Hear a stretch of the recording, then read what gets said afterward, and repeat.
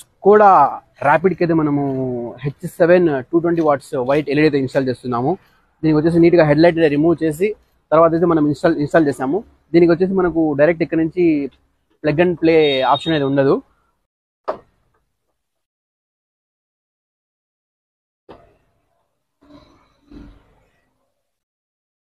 Lighting బస్తో వాటి compare చేస్తే దీన్ని ఓన్లీ లోలో అయితే లైట్లు వేసాము. లైటింగ్ చూడు ఎలా ఉంటుందో. దీనికి హెడ్లో హైలో వేసేదానికి ఆప్షన్ అనేది లేదు. అంటే స్పేస్ అనేది చాలా తక్కువగా ఉండడం వల్ల దీనికి ఓన్లీ లోలో అయితే వేసాము. అయితే చూడొచ్చు లైటింగ్ ఎలా ఉంది అనేది.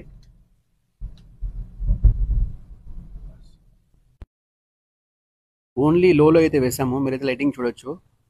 లైటింగ్ అయితే చాలా బెటర్గా ఉంది. బిఫోర్ అయితే లైటింగ్ చాలా కంప్లైంట్ ఉన్న కస్టమరు నాకు ఎటువంటి పరిస్థితుల్లో లైట్స్ కావాలని